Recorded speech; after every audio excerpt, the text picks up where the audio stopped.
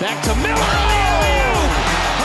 my goodness. Herbert, sidearm sling, and it's a touchdown. Tyrese Maxey. Oh, good spin move by Filipowski for the news. Give him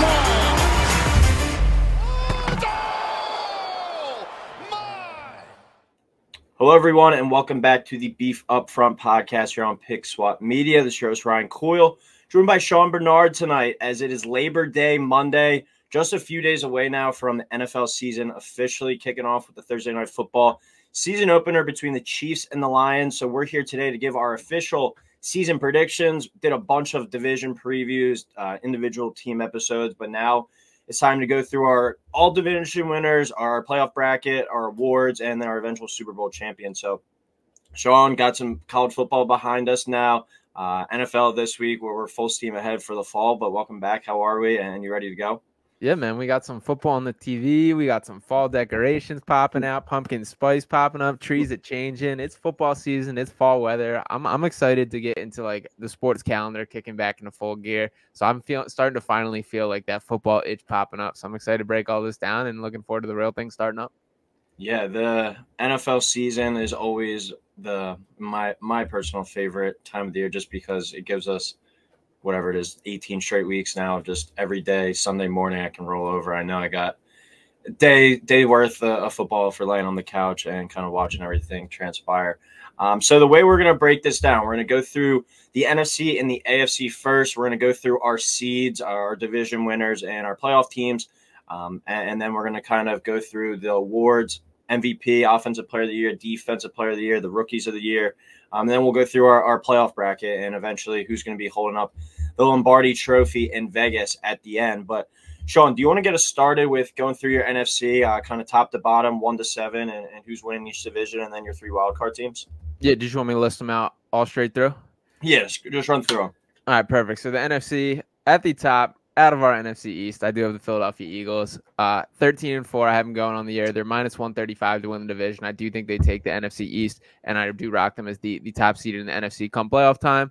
Moving down from here, no surprise either, coming out of the NFC West, the 49ers. I have them going 12-5 and them picking up the 2 seed.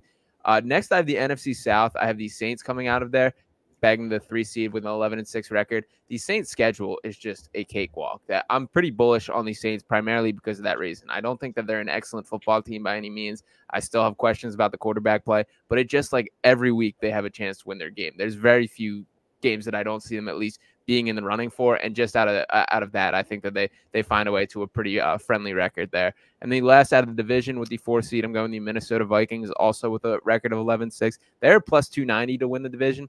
I do think the Vikings are being a little bit slept on this year. Another team that I don't think is overly excellent or I take as a legitimate threat to win the Super Bowl, but I do think that there's enough talent there. Kirk Cousins can steer the ship enough. Justin Jefferson is that level of offensive talent that he can at least elevate them to somewhat of a contender, and I do think that they end up winning that division in the NFC North.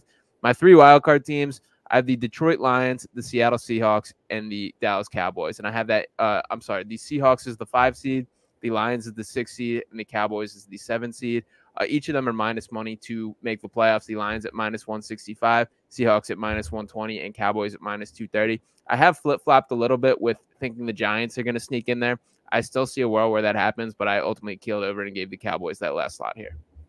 Yeah, I have 6 of the 7 same teams as you, just some different division winners and some different guys are a wild card like seeding-wise.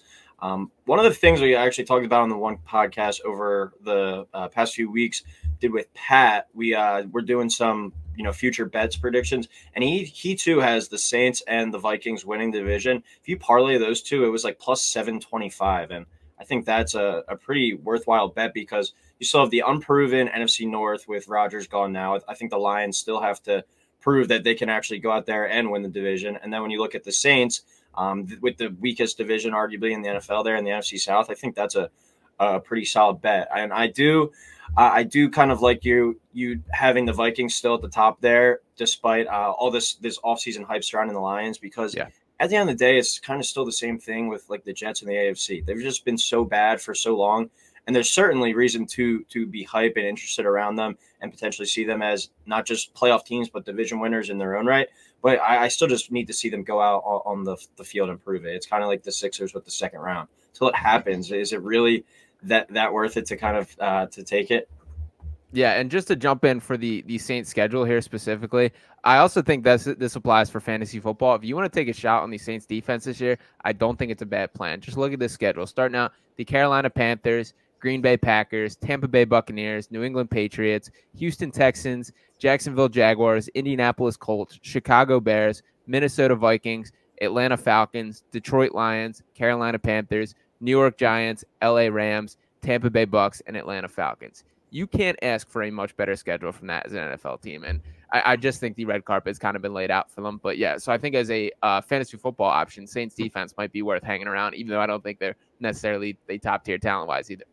The NFC South too has that extra benefit of not only playing all the teams in the own division, but then one of their crossover divisions this year is the AFC South, which is probably, you can make the argument, NFC South or AFC South, whichever one you want to order it, the worst two divisions in the entire league. So yeah. All right, my NFC predictions. I also have the Eagles grabbing that 1 seed. Surprise, surprise. At 13-4, as you said, minus 135 to win the division.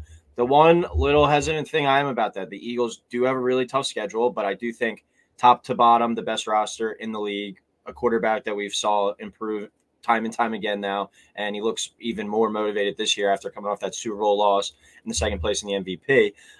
But that NFC East trend of no team winning it back-to-back years since the Eagles did it in 02, 03, and 03, 04. I mean, that's just wild, like every year.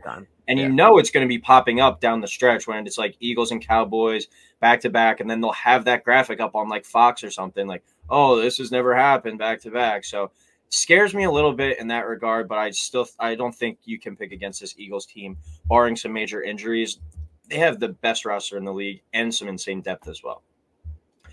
Second place in the NFC, it's a bit of a drop-off. I got the 49ers going 10-7. They're actually minus 190 to win the division. I think that's the highest favorite in the entire NFL this year. So I'm still in wait-and-see mode with Brock Purdy. Every game that he did start and finish last year, they found a way to win. But I still want to see him go out there and do it over an entire season. And if he's able to stay healthy an entire season as well. I mean, the 49ers have just seemed to never been able to keep that quarterback healthy since Jimmy G went in there, and then Brock Purdy last year. Maybe Sam Darnold gets some playing time this year. We'll have to see with that, but I'm still in wait and see mode with them. The North, I am going to give it to the Lions. I have them just beating out the Vikings by 1 game. I have them going 9-8, so I still have them going under their season win total, but plus 140 to win the division. I do think they're the most talented team in that division. South, I'm going to actually go with the Falcons at 8-9. They're plus 200 to win the division. I think when you're looking at teams winning the division, you can't take all the favorites. I think actually most of them, I have the favorite winning the division besides this one. So there's always a surprise team, and I do really like the young Falcons' talent on the offensive side of the ball. So I'm going to take them to win the South. And then my 3 wild card teams, I got the Cowboys as the 5 seed, going 10-7. The wild card are the 6 seed. The Seahawks go 9-8, and then my 7 seed, I do have the Saints making it, but only at 8-9. I do think that NFC South could cannibalize itself a little bit, and teams just kind of beat up on each other and weighs down that overall record. But I do have an under 500 team getting that 7 spot. Mm-hmm. And the NFC South is interesting because it is just kind of a crapshoot with it. I do think that there is some merit to just taking a big underdog there. Like if you want to take a shot on the Bucks this year, I don't think it's a 0% chance that they win that division. That's kind of like those divisions where it's so volatile and we don't really know what's going on. I do think that there is value on the board for just kind of taking a shot in the dark and seeing how it plays out.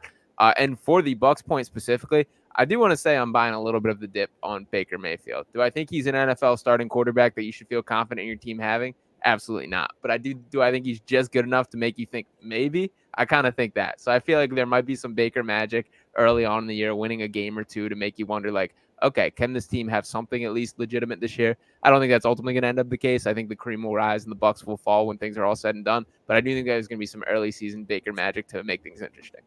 Well, he's got the perfect opportunity week 3 at home on Monday Night Football against the Eagles to do just that. And knowing us with all our hype and expectations, pain is usually around the corner with that. So, all right, that's our top 7 in the NFC making the playoffs. Let's head over to the AFC now. Run through your top 7 seeds there. Perfect. And I'll jump right in. I'm starting off another one a little bit from the chalk here. The Chiefs I have as the 1 seed. I have them going 13-4. They are minus 165 to win the AFC West. I do ultimately think they end up doing it. The AFC West has gotten a little bit weaker coming from last year. We talked about this as like the division of death, talking about how many of these teams will ultimately make the playoffs. And that just is not how things played out. So I do think the Chiefs are going to solidify and take control of that division from the start this year and grab the 1 seed in the AFC. Number 2, I have the Bills. There has been like a surprising lack of buzz about the Bills this year. I feel there hasn't been enough talk. They're still going to be right up there with the main contenders of the NFL this year. I think they have a legitimate Super Bowl chance. Do not count out the Bills this year. I've been surprised. It feels like there's been pretty much zero talk about the Bills. I have them going 12-4, grabbing the 2 seed in the AFC. They are plus 120 to win the division there in the AFC East. Next up, I have the Jacksonville Jaguars with a record of 10-7, grabbing the 3 seed, minus 155 to win the AFC South there. And the last division winner in the AFC North, I have the Baltimore Ravens at plus 235 to win the division there. I think the Ravens, I'm a believer in Lamar Jackson, that I think they finally gave him legitimate weapons to work with. I think the Odell Beckham and Lamar Jackson connection is going to be awesome this year. They seem like guys that generally get along, that see eye to eye on the football field. And like, I can't overemphasize enough the lack of women's around Lamar Jackson. When Hollywood Brown has been your best wide receiver for the length of your career, and no disrespect to Hollywood Brown, he is a fine NFL receiver, but for that to be your number 1 threat, and you can argue Mark Andrews for sure, but from a wide receiver standpoint, that is just crazy to me. So I'm excited to see what he can do with Odell this year. Out of the wild card spots, the number 5 seed, I do have the New York Jets. I don't think they take the division, but I think the hype is too strong and that defense is too legit that they will find themselves in. I'll give them a 9-8 record there. Or I'm sorry, I have the Cincinnati Bengals as the 5 seed there. The Jets is the 6 seed, and the Miami Dolphins as the final seed in the wild card there. As long as Tua is healthy, I think there's too many weapons as well. I like that Dolphins team. I was really disappointed to see it go off the rails last year with the injury to Tua. They were really fun to watch, and I hope they get back to that. Yeah, a couple notes there. I was actually surprised I had the Dolphins missing the playoffs. I think that offense is going to be really fun, but I actually have them as the 8th place team, so they're the first team out for me. And then a couple other things. Chiefs, I feel like right now are kind of like the Patriots were under Brady, where it's like you have to just pencil them in as the division champs until they give you a legitimate reason. Otherwise, even despite the Justin Herbert man crush that I have, I still think you had to put the Chiefs up there. I kind of learned my lesson with that last year. And then the Bills too. I feel like them flying under the radar a little bit is better for them. The Jets have just absolutely dominated the headlines this entire offseason, from what they did with Rodgers to Hard Knocks and everything like that. They have all the spotlight and attention on them, and that's kind of the way it should be in New York. Let Buffalo be the little brother or whatever, and then come out and make some noise. I'm still not the biggest Josh Allen believer, and I don't know if he's going to be the guy that gets them over the top and wins them that Super Bowl at the end of the day. But I still think that is their division to lose until proven otherwise. So my AFC teams, I have the Bengals actually grabbing that 1 seed out of the the AFC North at plus 140. I think Joe Burrow, just as like Jalen Hurts, just continues to get better, and all the weapons that he has to surround him. It's really hard to picture scenarios unless he finds his way to get injured or one of those main receivers, that this offense isn't going to be able to go up there and put up points each and every week. Second place in the AFC, I do have the Chiefs there. I have them at 12-5, minus 165. We kind of just talked about them. I feel like you have to pencil them in as the AFC West champs until proven otherwise. Third place, I'm going to go with the Bills at 11-6 at plus 120 to win the division. Fourth place, the Jags at 11-6 at minus 155. So if you kind of already look at it there, have the Eagles at 13-4, 49ers 10-7, Lions 9-8, Falcons 8-9. But then you look at the AFC, I have 13-4, 12-5, 11-6, 11-6. I think that just goes to show you the disparity between the two conferences and how good the AFC is really compared to the NFC. My wild card teams, I have the Ravens as well at 12-5. So that's usually a division winner record. They're minus 170 to just make the playoffs. I'm with you. I think Lamar could have a big year. And there's a lot of buzz coming out of like their training camp and preseason and whatnot, that this is a team that just has that vibe and has that energy to them, that it could be a special season there. Sixth place, I got my Chargers at 11-6. They're minus 125 to make the playoffs. Justin Herbert gets back. Can he get his first playoff win? We'll talk about that later. And then my seventh and final team, I have the Steelers at 10-7 and plus 125 to make the playoffs, sneaking in there. So 3 teams out of the AFC North. as I touched on, my one team I was kind of surprised I left out was the Dolphins. And then the Jets are in that kind of camp where I know I have the Lions winning the division, but I feel like there's been so much hype around them. I still have them only going 9-8 winning the division. Jets I have going 8-9. Another team where go out there and prove it to me. And that AFC East I think is going to be a battle. Even with the Patriots being the least talented team, they're going to still come out and find a way to win a few games that they're not supposed to. And the Jets, at the end of the day, are still the Jets. Go out and prove to me that you are a double-digit win team, that you deserve to be in that conversation. And then maybe next year we can kind of revisit this. But until proven otherwise, that's what I roll with. Yeah, I like that. And I did have the Chargers as an absence from my playoff list here. We have shared our thoughts on the Chargers. I wouldn't say I'm an anti-Justin Herbert guy, but what I would say is I'm anti how much he's been handed his reputation as a star NFL quarterback on a silver platter. That I think there's very few athletes that have been praised more for doing less than Justin Herbert. I think this is the year where he absolutely has to prove it. If he does not find himself in the playoffs this year, I just don't think he can be in the same conversation as the Joe Burrows, the Josh Allen, the Pat Mahomes, the Jalen Hurts. That's the tier he should be working to get in, not one that he's already included on those lists. So that's my take on the Justin Herbert, and I don't think it happens. That he's very good at finding ways to lose football games, and I expect more of that this year. All right, what do you think about this NBA NFL crossover? Okay, Justin Herbert to Luka. To Luka. I mean, I think Luka individually is more talented than Justin Herbert is. What about finding ways to lose games? Yeah, I might even throw a James Harden comparison in a Justin Herbert combo if I want to give a crossover there. That a guy that can put up these electrifying individual possessions and stat lines, and then you look at the win-loss and look at the playoff damage, it just doesn't kind of equate in the way that you would expect that to. So I think that might be fair. I can see the Luka a little bit. Luka's also gone much farther in the playoffs. He went to the conference finals last year, or 2 years ago now. But so yeah, I'll give Luka a little bit more respect than I'll give Herbert. All right. Well, we'll see. That's why they go out there and play the games. All right, we'll get into our awards now. Who is your MVP for this 2023 season? My MVP, I touched on a little bit. I'm giving it to Lamar Jackson. Plus 1,500. He's sixth in the odds for it. I do think that there's going to be a little Lamar Jackson resurgence. In the same way that I'm speaking about the poor reputation or the extra reputation that Justin Herbert's having, I don't think Lamar Jackson gets nearly the respect that he deserved. And it dates back to when he came in the NFL with all the too much of a running back conversation. He's done it. He's won MVP before. He finally has weapons around him. I do think there's a little something brewing in Baltimore with that team there. I think it's going to be a really impressive Lamar Jackson season. I think the team's going to follow his lead. I think they're going to make some noise throughout the year, and I do think that he has a legitimate chance at MVP. I think that's a good play too. He's, as you said, he's got that bag now, and he's got the best weapons that he's had around him.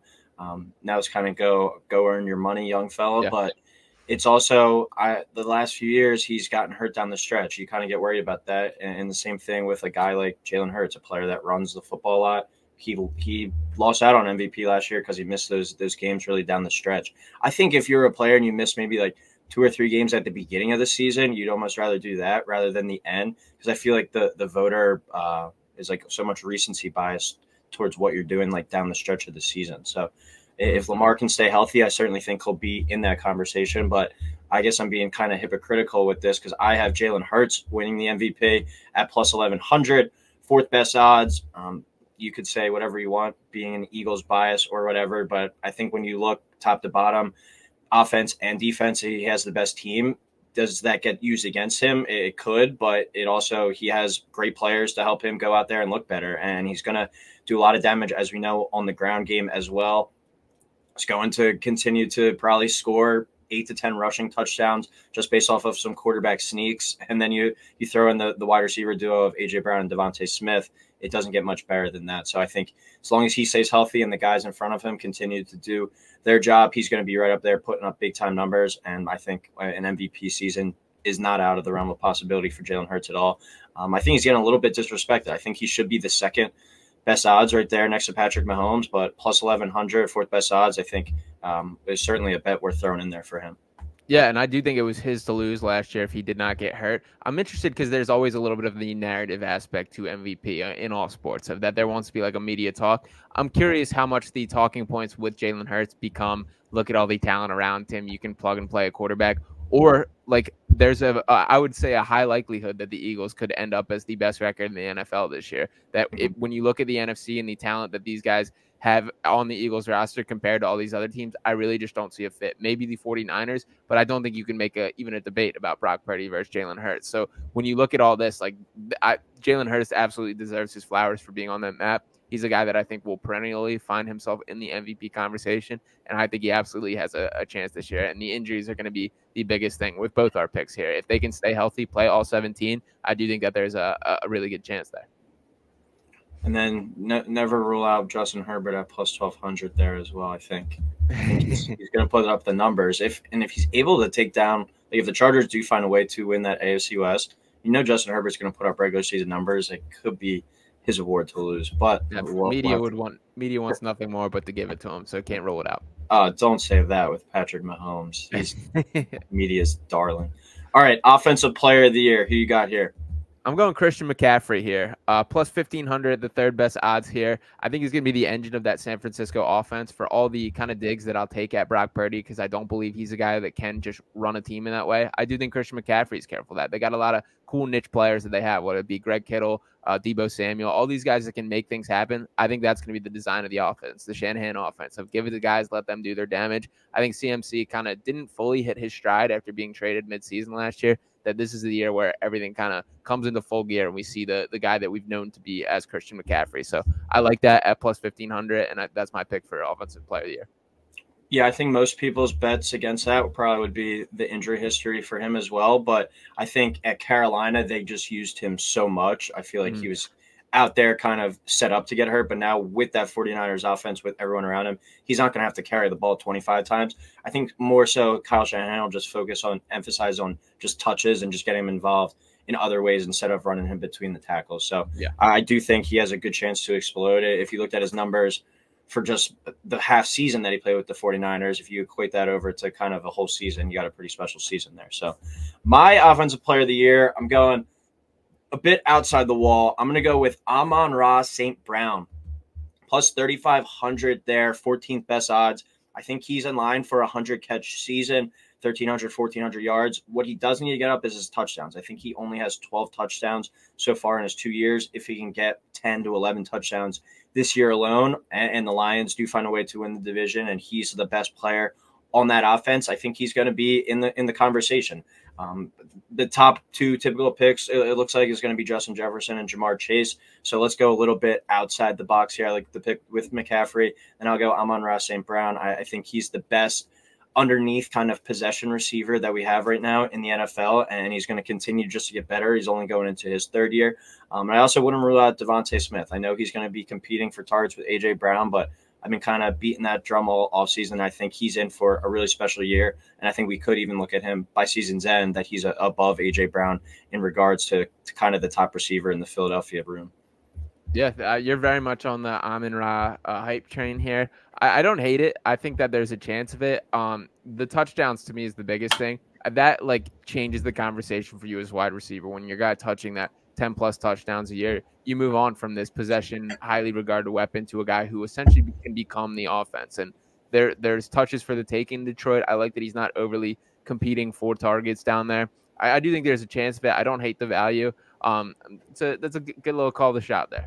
Yeah, little dark horse. And as I was kind of touching on with the division winners, there's going to be some surprises. I mean, I know Jalen Hurts didn't wind up winning MVP last year, but who had him even in the conversation at the beginning of the year, really? So right. That's the question was, could he be a franchise quarterback heading into the year? And it ended with, could this guy win MVP, which is pretty cool.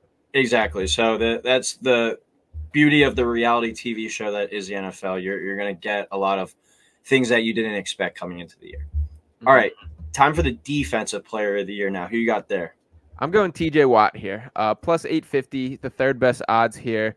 TJ Watt is really a game changer for that Steelers team. And this is shout out Mark Henry Jr., who I do the Tough Cover show with. He loves to throw this stat out here. But last year on games that TJ Watt did play, the Steelers were 7-2 versus 1-6 without him.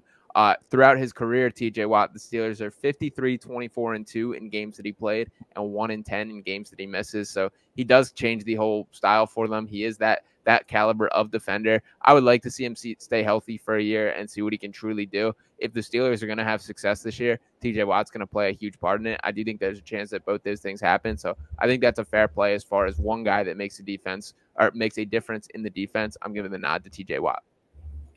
I know it's so rare for the MVP anymore to not be handed to the quarterback. I don't know the last time off the top of my head that it was, but just that stat that you gave out there alone, just his record. I mean, that's pretty insane for literally the description of most valuable player. I just looked it up when you were saying that. TJ Watt is plus 20,000 to win the MVP.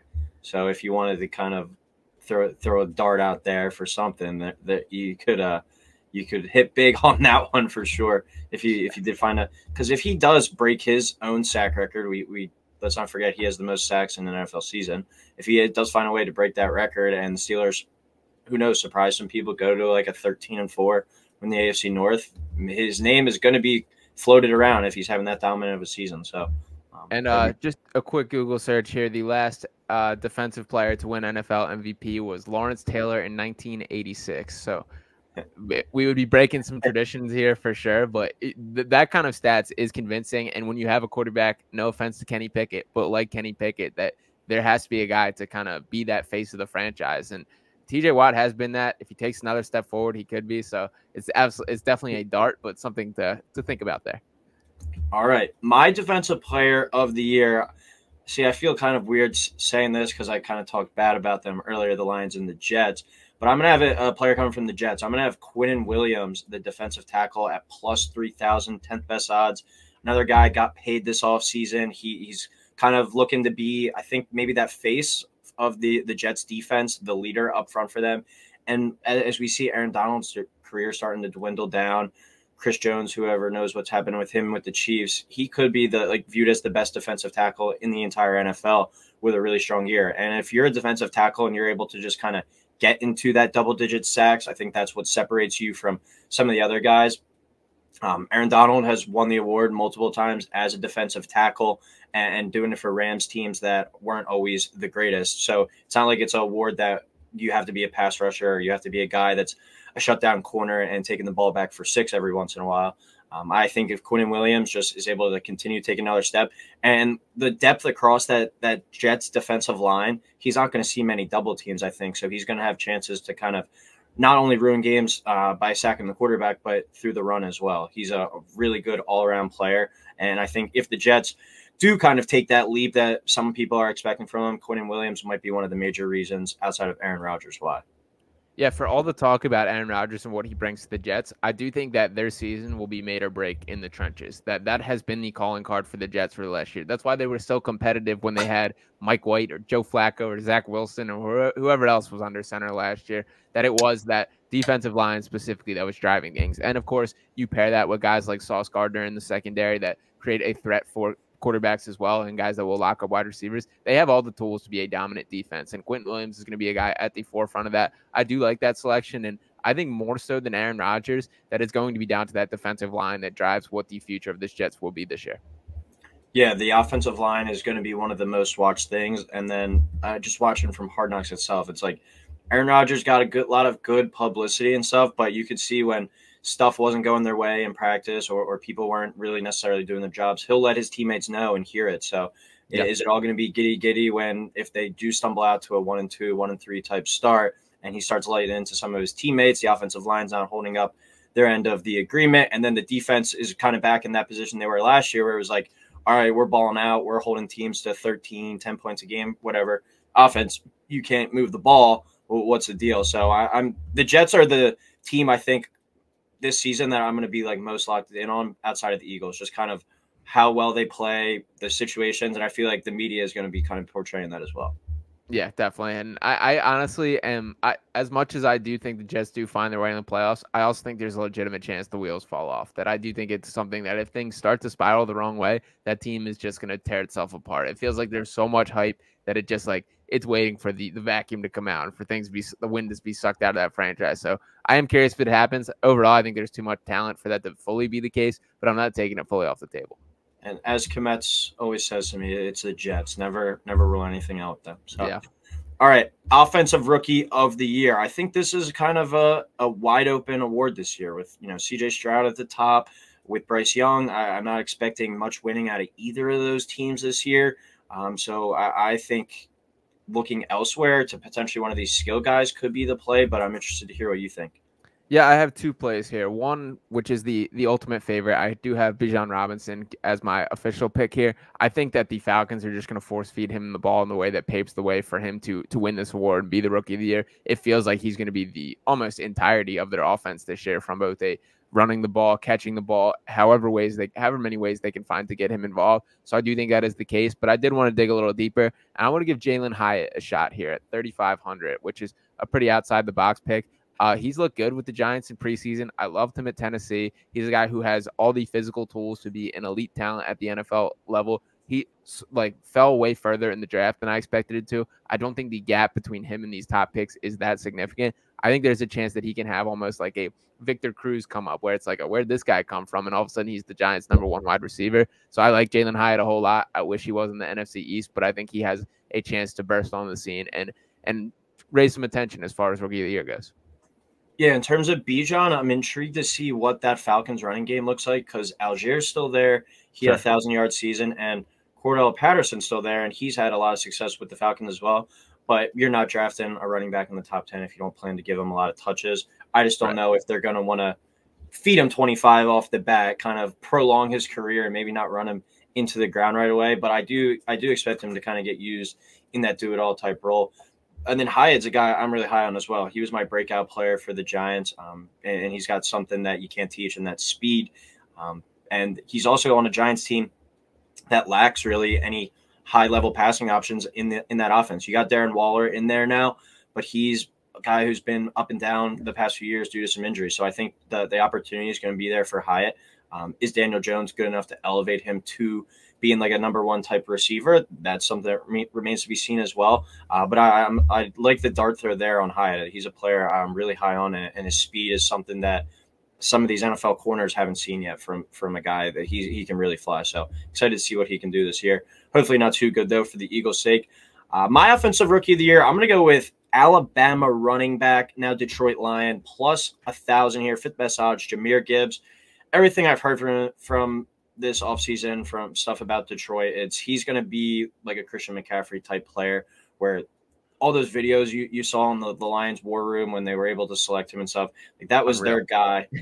They wanted him at like number 6 overall if they could have eventually. So I don't know if he's necessarily going to live up to that hype, but he's going to be a guy that goes out there and plays receiver, plays in the slot. Maybe he's even returning kickoffs, carrying the ball a lot. But does he kind of fall into the situation that DeAndre Swift found himself in last year sometimes, where Swift makes a bunch of nice runs, it gets a few nice catches, gets him all the way down to the goal line, and then Jamal Williams would go in. Now you got David Montgomery. Is his touchdowns going to be eaten away? We'll see. But I think he's going to be the Swiss Army knife in that versatile offensive piece. I'm interested to see if he really lives up to this hype. But I think the touches will be there from day one, so I'm going to roll with him. Yeah, I like Gibbs. Those videos from the war room are just insane. I think everyone was way more surprised to see them take Gibbs at the 11th pick than they should have been that he was on the board. That was a whoa moment for everyone watching, that there's another running back in the first round. There's all the talk about Bijan being picked too high and the concern over that. I think the Lions would have taken Gibbs over Bijan if he was still on the board there, which is nuts to say. So I agree. You don't get that high on a guy unless you plan on giving him a lot of action, giving him the opportunity. Detroit has a ton of buzz going into this year, so the expectation will be to win now. They believe that's his best chance. I think he's going to be the guy taking the lion's share of the carries there. So we'll see what happens. And, yeah, I think that's a fair play for sure. All right, last award, Defensive Rookie of the Year. Who you got for this one? I'm staying in Detroit this one. I'm taking Jack Campbell at plus 1,400. It sounds like he's in a good position to log a lot of snaps earlier on. He's a guy that feels like the football guy in the model that they seem to be looking for in Detroit. I don't have a ton of a great feel for this option. So I think a lot of it is going to be dependent on snaps and the opportunity that these guys get. I think Will Anderson, the team, just going to be too bad for him to kind of get the shine that he deserves. Jalen Carter, I feel like that is going to be too competitive for snaps on the Eagles defensive line for him to have a true chance. Same with Nolan Smith there. So I did go with Jack Campbell here. I think this one's one of the more open awards that I could see it going in a number of ways, but I'm ultimately giving Campbell the nod here. Yeah, Campbell was actually the guy before I have my pick that I was actually looking to too, just because I think he is going to be that day one type player. Yeah. My concern is a linebacker from Iowa. He just looks like so bulked up. Like, is he going to have like that NFL type speed where he doesn't get exposed like in pass coverage and stuff? I'm kind of curious to see that, but I do think he's going to be the guy that is playing in the middle of that defense, is the kind of captain of that defensive unit there, and he will get a lot of snaps. So does he get some sacks maybe too to help kind of his stats as well? That's going to be something we have to wait and find out. But I really like that pick. But I actually went with Jalen Carter at plus 700, second best odds for the defensive rookie of the year. Your main point being it's going to be kind of hard to get snaps. But I do think if he's as good as his teammates have said, the coaching staff has said, and the media has said, it's going to be hard to keep him off the field. And the Eagles do like to rotate guys, but I don't think it's out of the question at all that he could be like Javon Hargrave was on this defensive unit last year. And Javon Hargrave had an awesome season, but some of the guys were like, they lost Javon Hargrave, who goes out and signs a massive deal with the 49ers, and they might have actually upgraded at that defensive tackle spot. I don't think they're going to throw that much on Fletcher Cox's plate anymore, as we've seen his game kind of regress over the past few years. I think they're really hoping for Cox to be a rotational guy and be able to count on Jordan Davis and Jalen Carter as the guys getting the main snaps up there. But as we talked about with Quinnen Williams as well, the depth across that defensive line is so good that it's going to be hard to be throwing double teams and multiple guys at him. So he's going to have chances, and if he does live up to this hype that we've been hearing, he should be in good position to win that Rookie of the Year. Yeah, and people should always watch preseason, with that in mind that it is preseason. But Jalen Carter has looked unbelievable. Some of these flashes that he's shown of just taking a guy one-on-one and just absolutely schooling him, that has to translate to some extent. And all the hype that's coming out of practice. So you are right about the point that if he's that good, he will find his way onto the field, and he will be rewarded with that. So this really is a wager on Jalen Carter's talent. That has never been the question with him dating back to the draft, dating back to Georgia, all these things. So yeah, there's a chance that people are going to look back at the end of the season and be like, I get the off-field concerns, I understand, but it is still unbelievable that we let this guy slide. And I think there's a real chance that that's the case, so you can't rule it out for sure. All right, with our division winners, our playoff teams, and now our awards behind us, time to get into what you work for all season, the playoff bracket. So we'll go break down the NFC wild card weekend first. Sean, give me your picks for that. All right, so NFC, so Eagles, of course, with the 1 seed, will get the bye there. The 2 seed 49ers, I have going against the Detroit Lions here. I do have the 49ers winning that game. Then we have the Saints versus the Seahawks here, and Vikings versus Cowboys. I do think the Cowboys take down the Vikings to move on, so there will be a little bit of that threat. Then I will have the Seahawks to get the nod on the Saints. So I have 2 wild card upsets there. I think those are both fair. Ultimately, I do have the Eagles and 49ers being the 2 teams, a little repeat in the NFC Championship here. And I do have the Eagles winning the NFC as a whole. So pretty much similar to last year. I see a little bit in my AFC bracket as well. All right. My NFC, so I have, as we talked about, the Eagles getting the 1 as well. I have the 49ers taking down the Saints in the 2-7 matchup. I have the Lions actually winning a playoff game, winning the division. So it would be, I think, if they had that season, regardless of if they go 9-8 or 13-4, if they find a way to win the division and win a playoff game, that's an awesome season for Detroit. But I have them winning that 3-6 matchup over the Seahawks. And then I do have the Cowboys beating the Falcons in that 5-4 matchup for the wild card round.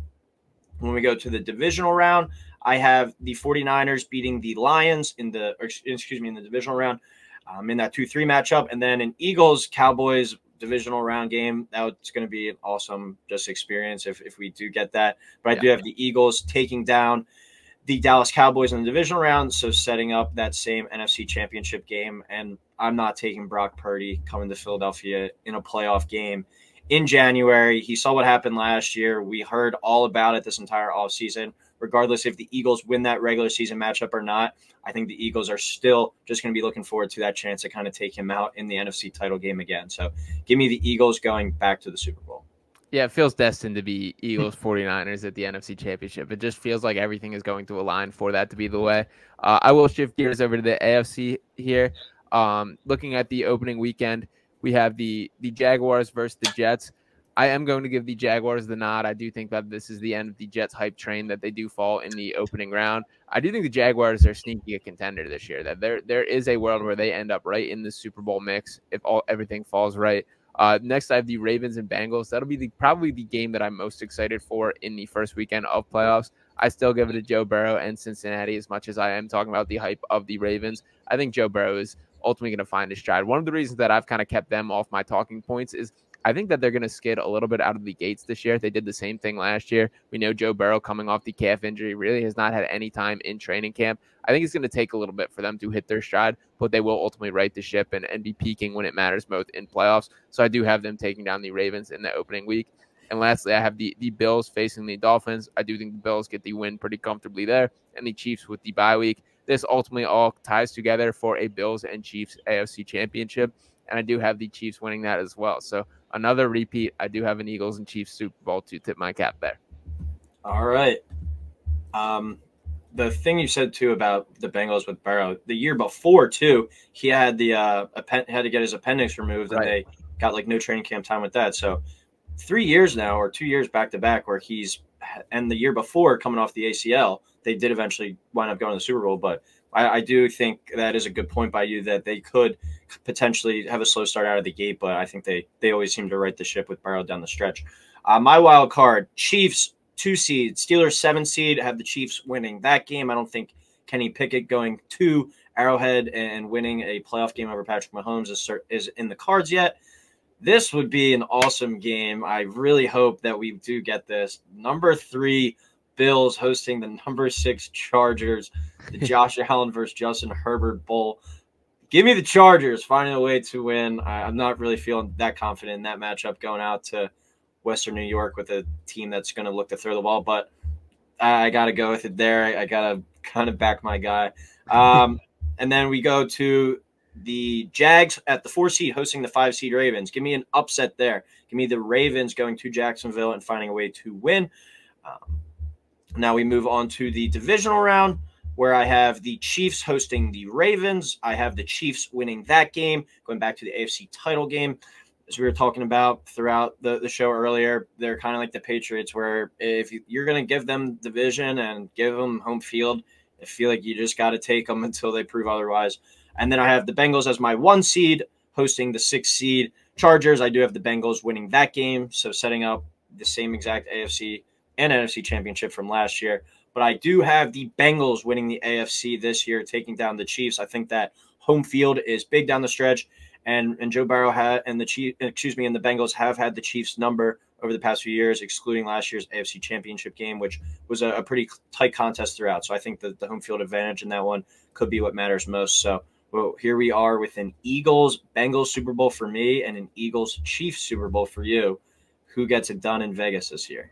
I got the Eagles. Eagles over Chiefs. The line specifically on that is plus 3,000 for an Eagles over Chiefs Super Bowl there. I'd put a little something on it myself, that I do think that there is something that'll be fun to be root for all season. I think a very legitimate chance. I think those guys both end up the favorites pretty much from start to finish this season. The Eagles specifically are plus 650 to win the Super Bowl themselves. But yeah, I do think that this is destined to come right back where it was last year. And for the Eagles, I think that there is a clear path through the NFC for them to win this. I don't see another team across the NFC with nearly the roster they have. As we mentioned, the 49ers are really the only team I see within a stone's throw. And the Brock Purdy versus Jalen Hurts comparison is just not even close to the same thing. So I do think it's a repeat. I do have the Eagles. And I just wanted to touch on your Bengals point there. As I mentioned with the starting slow, last year they lost the first game to the Steelers, then lost to Dallas, so 0-2 out of the gates. They won 2 games against the Jets and Dolphins before losing to Baltimore. So 2-3 through the first 5 games. And then they ended last year on an 8-game winning streak.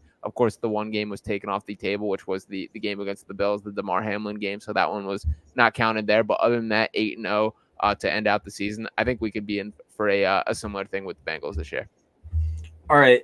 With your scenario of the Eagles beating the Chiefs, if Jalen Hurts goes out there, has an MVP season, beats Patrick Mahomes in the Super Bowl, do you think he gets anointed to number 1 in the NFL?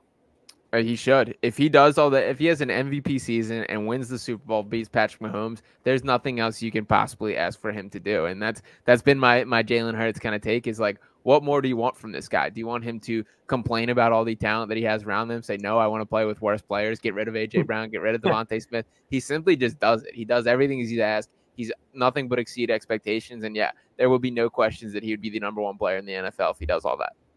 That would be something. I'm just so excited to watch him. I just think he's just going to continue to get better. It's going to be a really fun season there for the Eagles, hopefully. But I have it ending in pain, misery, and suffering for us. I have the Bengals taking us down in the Super Bowl. I think Joe Burrow has been kind of knocking on the door the past few years. As we know, the Eagles and Hurts, they were knocking on it last year. But I do think Joe Burrow is too good to not have that ring yet. I still think it's Mahomes, Burrow, and then Jalen Hurts in that order. Right now, I wouldn't be surprised to see an MVP season out of Burrow as well. But I just think it's his time and it's his turn. When you look historically at getting back to the Super Bowl, the team that lost it the previous year, it's such a hard thing to do. I'd be happy with the Eagles just getting back there, because I do think regression could happen with that schedule and just the history of teams not being able to get back there after losing the year before. I do think certainly expectations around the league, I feel like they're kind of being the team that's picked most to win the Super Bowl just because of how weak the NFC is. I think they have the easiest path to get there, because some of these AFC teams could trip up on each other or just beat each other up too much throughout the regular season or even the first few rounds of the playoffs. I just think that offense with Burrow, with Jamar Chase, T. Higgins, I think it's going to be a really tough unit to stop. And I just think it's this year that Joe Burrow kind of knocks down that door and gets his first Super Bowl. But I do expect Jalen Hurts, when it's all said and done, to have a ring or two to his name at the end of the day. Yeah, I definitely hope that is the case, that last part there. Maybe not the first part that you were talking about, but I do think Joe Burrow has a chance at kind of taking that extra step into the NFL's elite. And that really does end with a Super Bowl, as that's the number 1 talking point when we get to these quarterbacks of what have you really done when it matters most. Joe Burrow has had his moments. He has had some really nice flashes against the Chiefs. If he can kind of win that AFC, which is much more of a bloodbath than the NFC, that'd be very impressive. So while we kind of sit here and talk about Jalen Hurts kind of clear path all the way through the playoffs, in the AFC, it's not that case at all. That it is going to be an absolute dogfight between all these guys, these top teams, and these top quarterbacks, and may the best man win and be ready for the Philadelphia Eagles, I think. Yeah, and just a quick note on mine. Bengals over Eagles plus 4,000 for that exact result, and plus 1,100 just for the Bengals to win it straight up. One thing, though, with the playoffs, and especially if the Eagles are able to get that 1 seed, if they're able to kind of have what they did have last year, which was a cakewalk pretty much through the playoffs, I think that AFC playoffs are going to be bloodbaths, as you said. We could see some of those teams just be done and worn out. The Eagles could be a fresh team heading into that Super Bowl. But last year, with the 22 starters out of 22 starters from week 1 to the Super Bowl playing in that game, if they're able to get through that, every team should be trying to poach trainers and whatnot from our front office and getting them to do what the Eagles have been doing. So I hope for God's sake they're able to stay healthy and provide us with another entertaining season. But I'm expecting a really fun year and some of these quarterbacks to go out there and show off. Any last second bold predictions or comments before we head out?